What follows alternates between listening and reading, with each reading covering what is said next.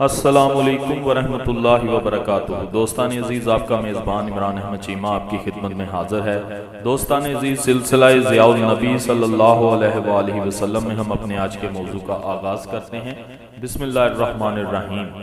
نخلا سے مکہ کی طرف سرکار دو عالم صلی اللہ علیہ وآلہ وسلم نخلا کے مقام پر رات گزارنے کے بعد مکہ کی تاریک فضاؤں کو جگمگ کرنے کے لیے پھر حرم خلیل علیہ السلام کا رخ فرماتے ہیں۔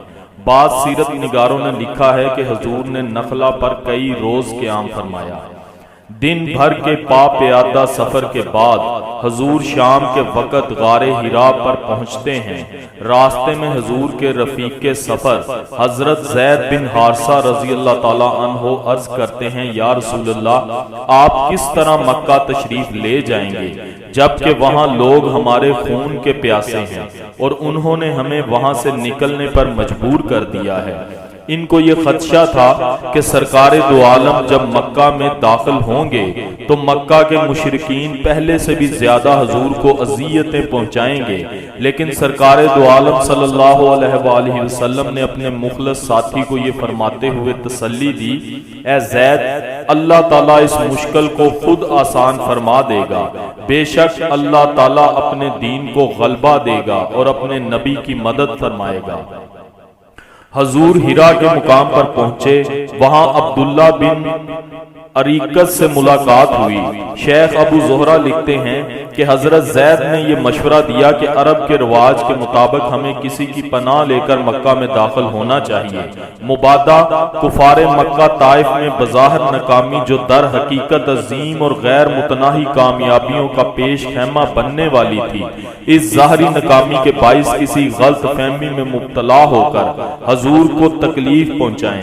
چنانچہ حضور نے عبداللہ بن عریقت کو اخنس بن شریک الثقفی کے پاس بھیجا کہ وہ حضور صلی اللہ علیہ وآلہ وسلم کو اپنی پناہ میں مکہ میں لے آئے۔ اس نے کہا کہ میں قریش کا حلیف ہوں اور حلیف قریش کے خلاف کسی کو پناہ نہیں دے سکتا۔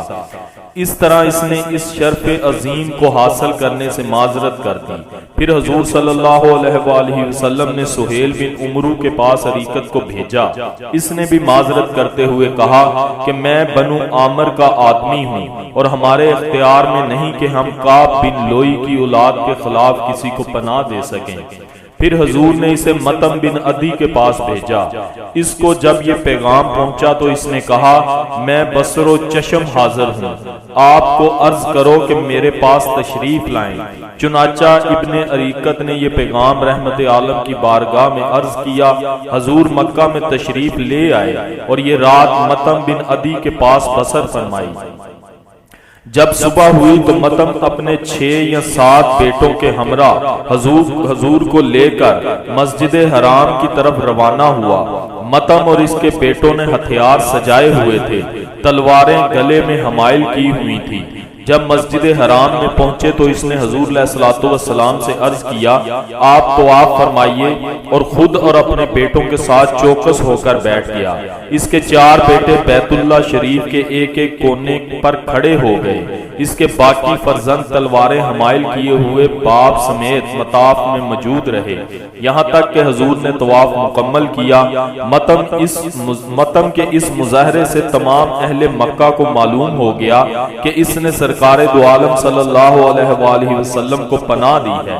یہ سن کر ابو سفیان، بعض نے ابو جہل کا نام لیا ہے، ممکن ہے دونوں ہوں، پیچو تاب کھاتا ہوا مطم کے پاس پہنچا اور اس سے دریافت کیا، اے مطم، تو نے ان کو صرف پناہ دی ہے یا تو نے ان کی اطاعت قبول کر لی ہے اور مسلمان ہو گئے ہو؟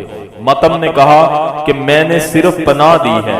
ابو سفیان نے کہا، تمہیں ڈرنے کی ضرورت نہیں، جس کو تو نے پناہ دی ہے اس کو ہم نے بھی پناہ دی ہے۔ علامہ شیخ محمد ابو زہرہ رحمۃ اللہ علیہ نے یہاں بڑا لطیف نکتہ بیان کیا ہے۔ فرماتے ہیں، ابو سفیان یا ابو جہل نے یہ سوال پوچھ کر اس بات کی طرف اشارہ کیا کہ اگر تم نے ان کی اطاعت قبول کر لی ہے اور ان پر ایمان لائے ہو تو جس طرح وہ ہمارے دشمن ہیں تم بھی ہمارے دشمن ہو اور تمہارے ساتھ وہ سلوک کریں گے جو ایک دشمن کے ساتھ کیا جاتا ہے، لیکن اگر تم نے ان کا دین قبول نہیں کیا اور ایمان نہیں لائے بلکہ صرف رشتہ داری کی بنا پر ان کو اپنے جوار میں لیا ہے تو پھر تم ہماری ملت کے فرد ہو، اس لیے ہم تمہارے جوار کو تسلیم کرتے ہیں۔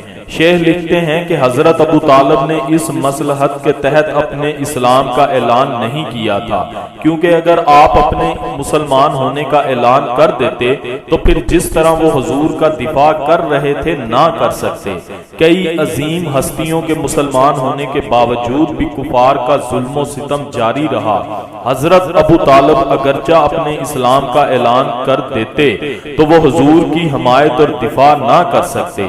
شیخ موصوف کی عبارت ملاحظہ ہو، اس سے اللہ تعالیٰ کی اس حکمت کا پتہ چلتا ہے جس کی وجہ سے ابو طالب نے حضور کی حمایت کے باوجود اسلام کا اعلان نہ کیا، کیونکہ اگر وہ اسلام کا اعلان کر دیتے تو کفار ان کے ساتھ بھی اسی طرح برسر پیکار ہو جاتے جس طرح وہ دوسرے حضور صلی اللہ علیہ وآلہ وسلم کے پیروکاروں کے ساتھ برسر پیکار تھے، اور ان کو ایذا رسانی انہیں نہ کسی رشتہ داری کا پاس تھا اور نہ کسی وعدے کا۔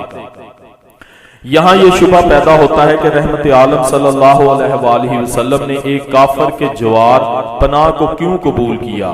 اس کی وجہ یہ ہے کہ حضور کے مکہ سے طائف جانے کی خبر وہاں کے سارے باشندوں کو ہو گئی تھی، نیز طائف کے مکینوں نے جو انسانیت سوچ سلوک کیا تھا اس کا بھی انہیں علم ہو گیا تھا۔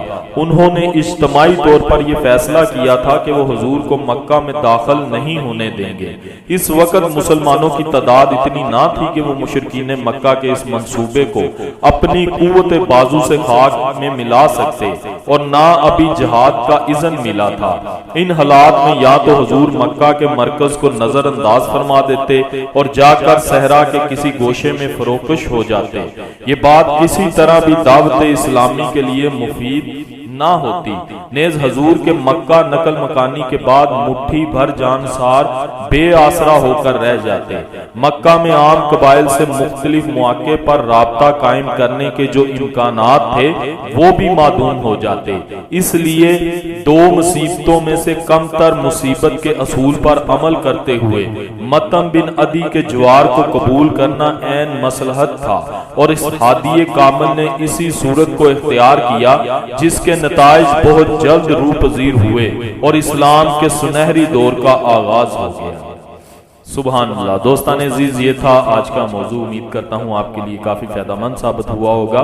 ویڈیو کو اپنے دوستوں کے ساتھ زیادہ سے زیادہ شیئر کیا کریں، ویڈیو کو لائک کیا کریں اور کمنٹ میں اپنی رائے ضرور دیا کریں، اور جو دوست چینل پہ نئے ہیں ان سے گزارش ہے کہ وہ چینل کو سبسکرائب کریں تاکہ سیرت النبی کے سلسلہ وار ٹاپک کی ویڈیو آپ کو سب سے پہلے موصول ہوتی رہے۔ اسی کے ساتھ اپنے میزبان عمران احمد چیمہ کو اجازت دیجیے گا۔ اپنا بہت سارا خیال رکھیے گا، دعاؤں میں یاد رکھیے گا۔ اللہ حافظ و ناصر۔